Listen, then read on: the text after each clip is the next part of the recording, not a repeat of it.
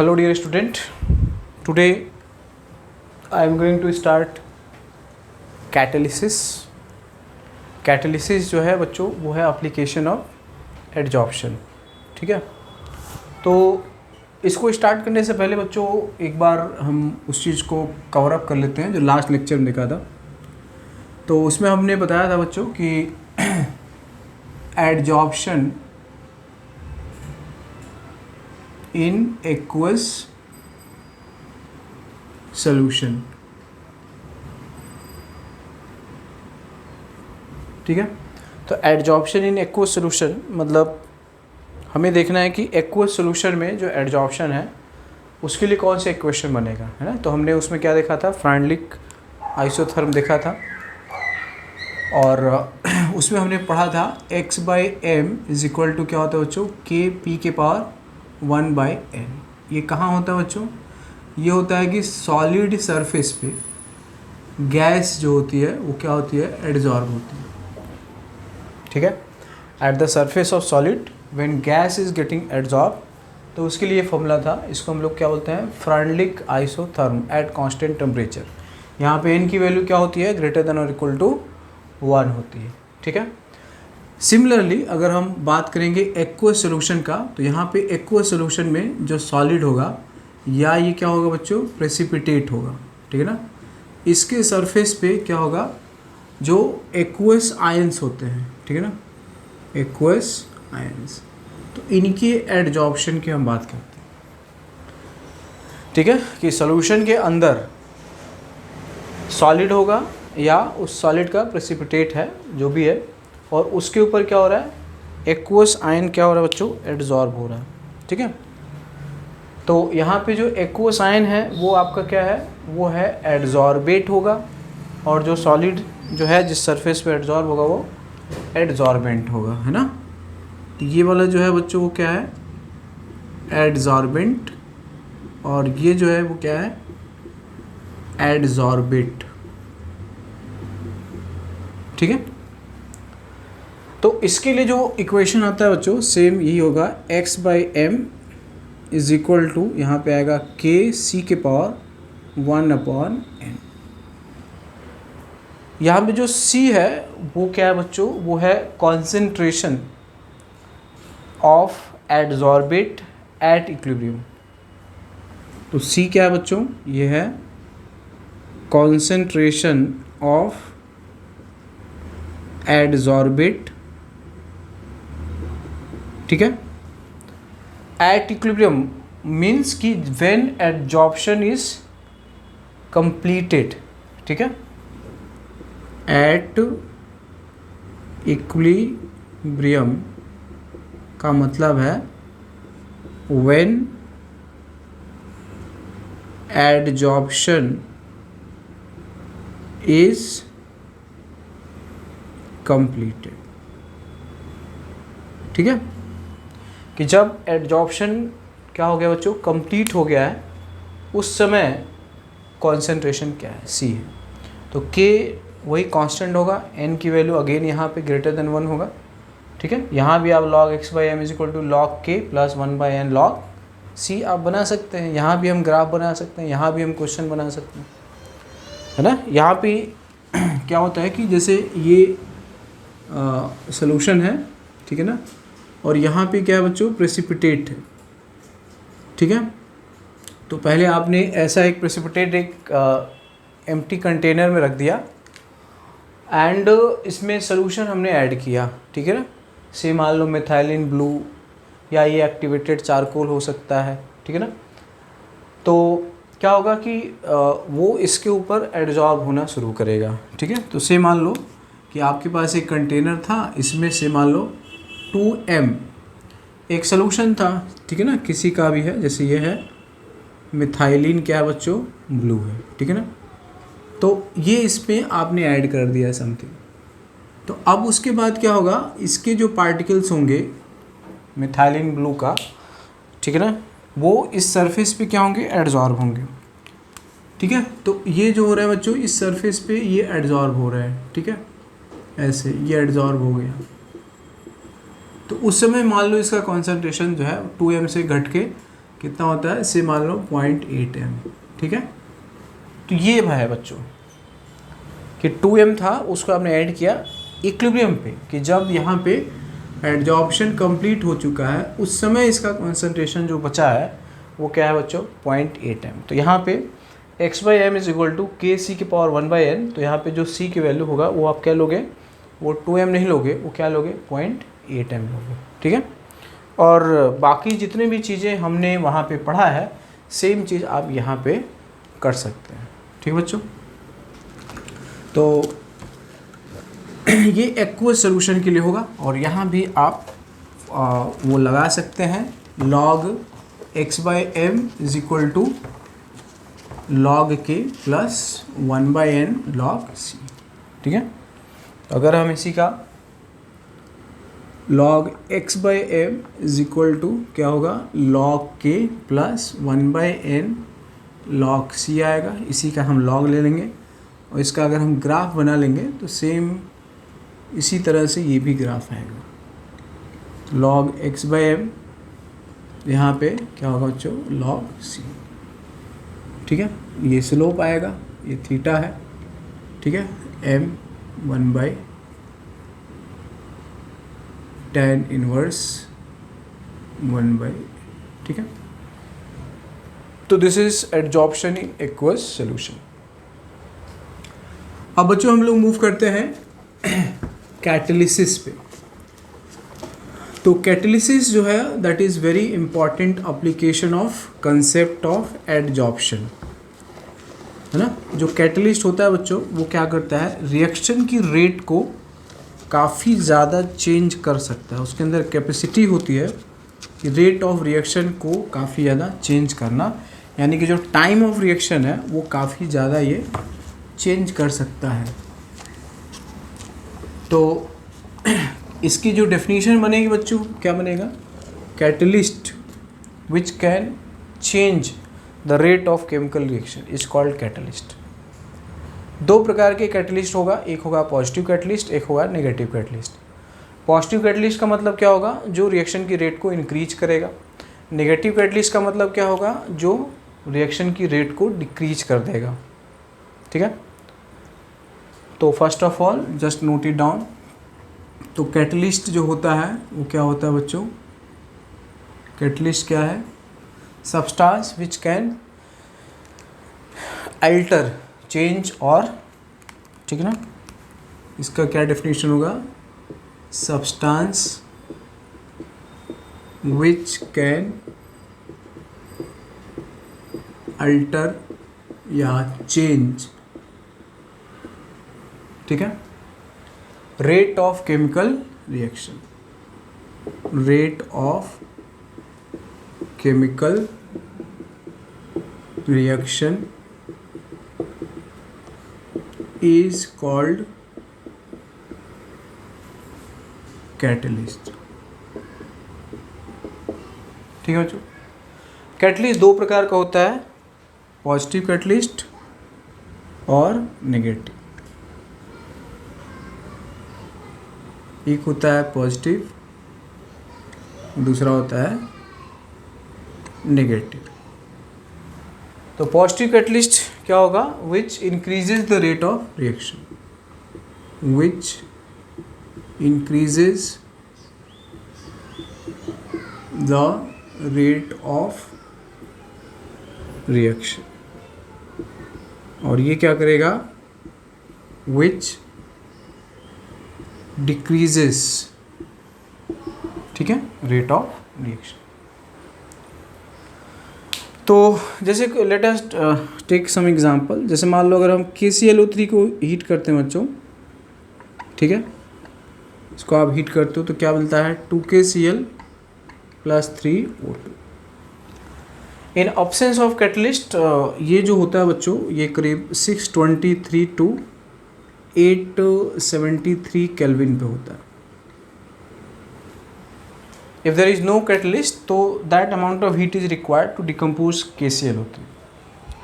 But in presence of MnO2 which act as catalyst, ठीक है, तो MnO2 के प्रेजेंस में इसी को अगर आप हीट करोगे, ठीक है, सेम प्रोडक्ट बनेगा बट इसका जो टेम्परेचर होगा बच्चों वो कम हो जाएगा, ठीक है ना। ये समथिंग आता है 423 to 673, ये अप्रॉक्स है, ये 2-4 डिग्री ऊपर नीचे हो सकता है।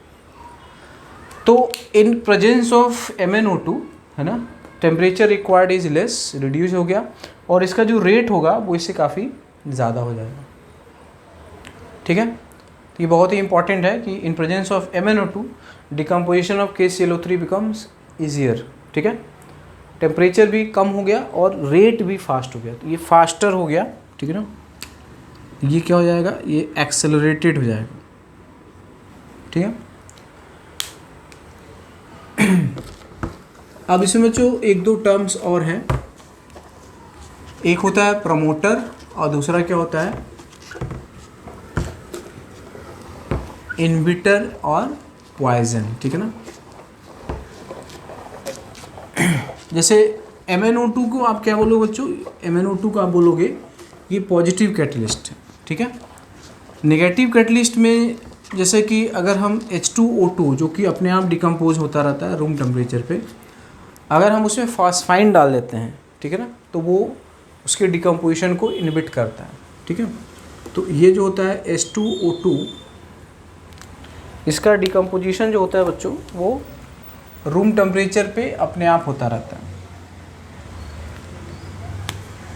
ठीक है।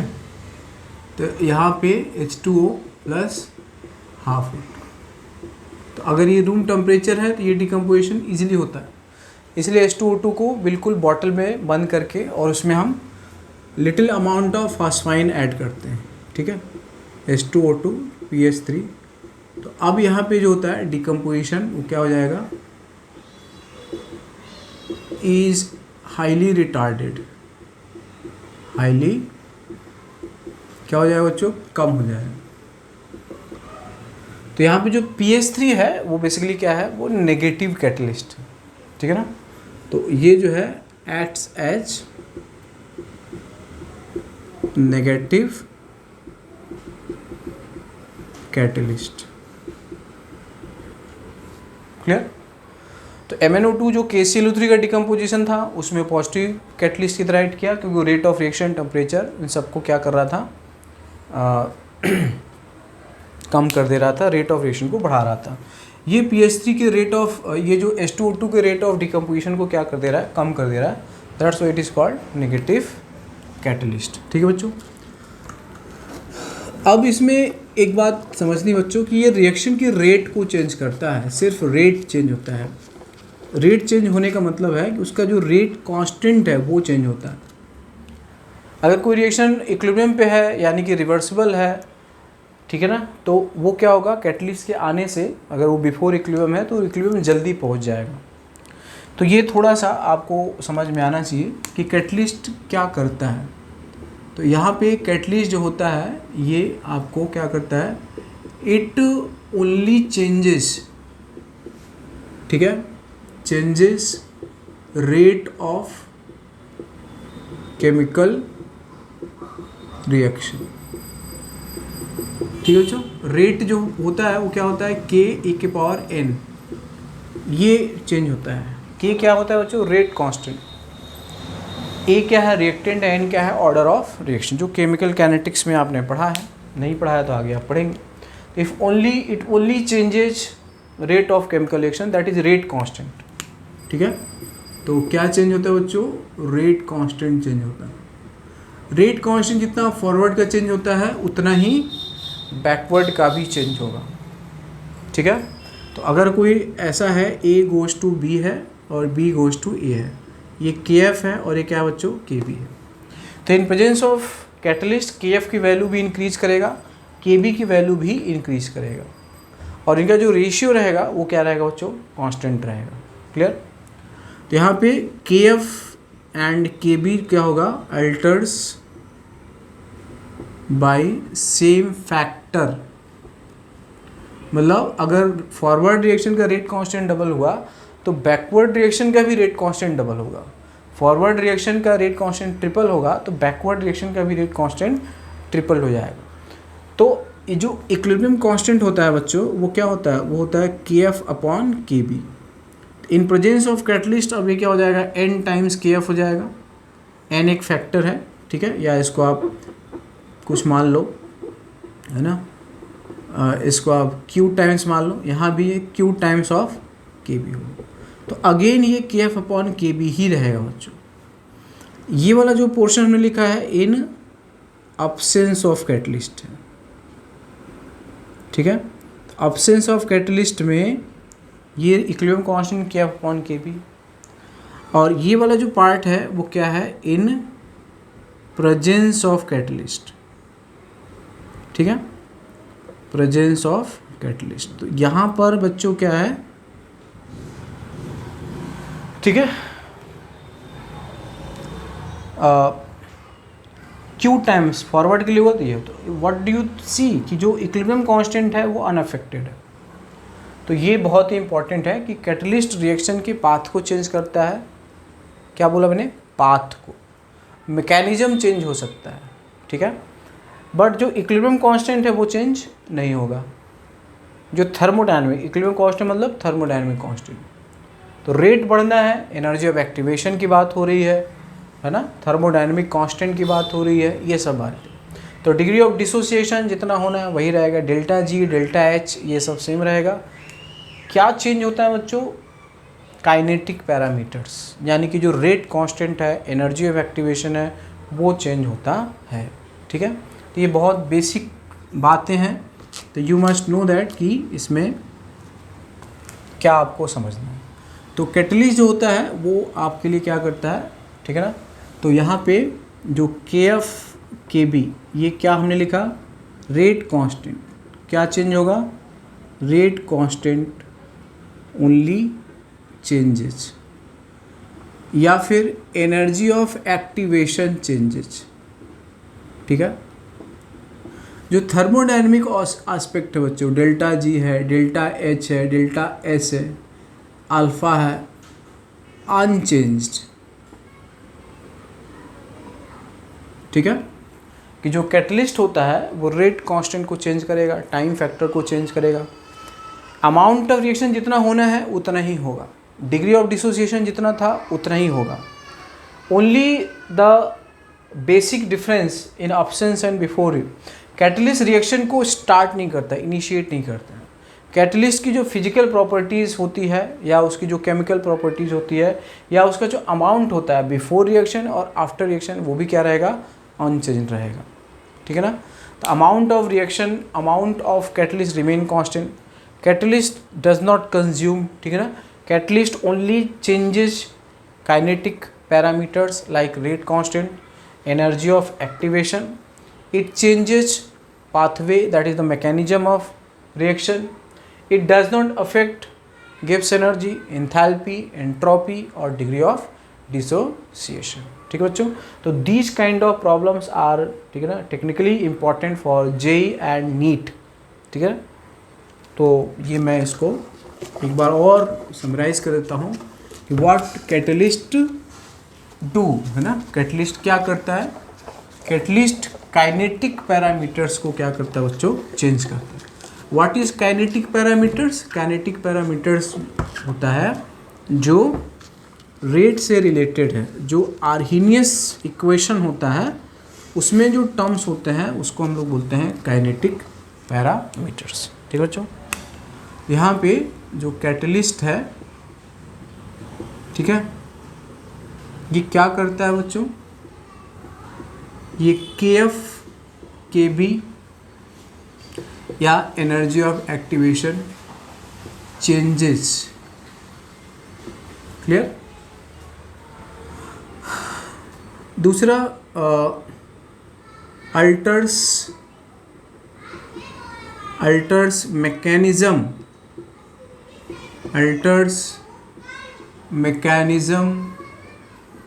और pathway of reaction, does not initiate reaction, amount physical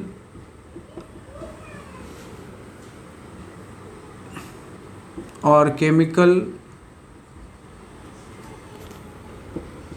properties of catalyst remain unchanged before and after chemical reaction. ठीक है बच्चों, catalyst never affect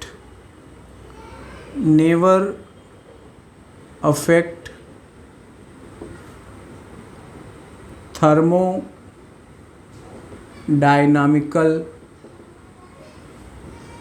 aspect of chemical reaction. मतलब बच्चों ऐसा नहीं कि कैटलिस्ट के आने से रिएक्शन जो पहले नहीं हो रहा था वो होने लगे, ऐसा नहीं है, ठीक है ना। जो रिएक्शन हो रहा था बस उसकी रेट चेंज हो जाएगी। अगर रिएक्शन नहीं हो रहा था तो कैटलिस्ट के आने से रिएक्शन शुरू नहीं होगा, वो अभी भी नहीं होगा। ये उनके लिए, ठीक है ना, यू कैन से दैट कि यूजफुल होगा जो ऑलरेडी, जिसका डेल्टा जी नेगेटिव है, जो ऑलरेडी हो रहा है, वहाँ पे जो कैटलिस्ट है, ठीक है ना, उसका रोल क्या होगा बच्चों, इंपॉर्टेंट है। तो यहाँ पे जो डेल्टा एच होता है enthalpy of reaction, delta G gives energy, delta S, ठीक है ना, अल्फ़ा, ये वैल्यू क्या रहती है बच्चों, या फिर इक्विलिब्रियम कांस्टेंट, ठीक है ना, के इक्विलिब्रियम, जो के सी के पी ये रहेगा बच्चों, ये क्या रहेगा, अनचेंज रहेगा। ये बहुत बहुत क्या है बच्चों, इम्पॉर्टेंट है, ठीक है। तो ये जो है बच्चों फंक्शन। दूसरा जो हमने कहा है कि ये वाला जो पार्ट है, इट अल्टर्स मैकेनिज्म और पाथवे। अब इसका बच्चों बहुत बेसिक सा एग्जांपल है। कैटलिस्ट को रियल लाइफ में आप टीचर के साथ एसोसिएट कर सकते हैं, टीचर्स या मोटिवेटर्स। जो जितना अच्छा टीचर है, जितना अच्छा मोटिवेटर्स है, वो स्टूडेंट्स को क्या करता है, उसकी लर्निंग एबिलिटी या जो उसकी जो सक्सेस रेट है उसको वो बढ़ा देता है। अगर कोई स्टूडेंट प्रिपरेशन नहीं कर रहा है किसी भी चीज़ की, तो टीचर्स उसके पास जाएगा ही नहीं, है ना। अगर आप प्रिपरेशन करते हैं तभी आप स्कूल में, कॉलेज में, है ना, या फिर कोचिंग को ज्वाइन करते हैं। तो पहले तो आप इनिशिएट करते कि yes I am ready for the preparation, then only teacher और मोटिवेटर कैन अफेक्ट यू, ठीक है ना। तो कैटलिस्ट का रोल सेम होता है बच्चों, कि कैटलिस्ट कि आप अगर खुद से पढ़ोगे, उसको समझने में जो टाइम लगता है, टीचर्स की प्रेजेंस में वो आपके लिए क्या हो जाता है, वो टाइम काफ़ी ज़्यादा रिड्यूस हो जाता है और क्लैरिटी जो होती है वो आपकी बहुत ज़्यादा बढ़ जाती है, ठीक है। तो वही होता है कि जिस चीज़ को समझने में आप 24 घंटे लगा सकते हैं, 2 दिन लगा सकते हैं, 3 दिन लगा सकते हैं, जिस कंसेप्ट को ठीक से समझने में अगर आप केवल टेक्स्ट बुक से पढ़ते हैं, और उसी कंसेप्ट को आप 10 मिनट में टीचर के द्वारा 100% विथ मास्टरी आप कर सकते हैं, ठीक है। तो दैट इज़ द रियल, ठीक है ना, you can say that comparison of catalyst, ठीक है। तो इसमें इसके जो पॉइंट है, ठीक है ना, क्या चेंज होता है, रेट कांस्टेंट का जो पैरामीटर्स है, एनर्जी ऑफ एक्टिवेशन है, ठीक है। जो एंथैल्पी होती है, गिब्स एनर्जी होती है, एंट्रोपी चेंज होता है, इक्विलिब्रियम कांस्टेंट, कोई सा भी इक्विलिब्रियम कांस्टेंट होगा, केपी होगा, केसी होगा, के होगा, केबी होगा, या डिग्री ऑफ डिसोसिएशन होगा, डिग्री ऑफ एसोसिएशन होगा, ये सारी बातें जो है वो कैटलिस्ट के द्वारा अनअफेक्टेड होती है। क्या इफेक्ट होता है, ये इफेक्ट होता है equilibrium, rate constant of forward हो सकता है, रेट कांस्टेंट ऑफ बैकवर्ड हो सकता है, एनर्जी ऑफ एक्टिवेशन, मैकेनिज्म और पाथवे, प्रेजेंस ऑफ कैटलिस्ट जो होता है उसके तरीके, कि अगर आपको टीचर मिल जाता है तो आपका जो लर्निंग प्रोसेस का जो तरीका होता है वो बदल जाता है। टीचर आपको इंस्ट्रक्ट करता है कि you have to go like this, आपको ऐसे पढ़ना है, इतने टाइम पे पढ़ना है ना, और इस प्रॉब्लम को इस अप्रोच से सॉल्व करेंगे तो आसान हो जाएगा, ठीक है। तो जो मैकेनिज्म होता है, जो पाथवे होता है, that is affected by catalyst, ठीक है बच्चों।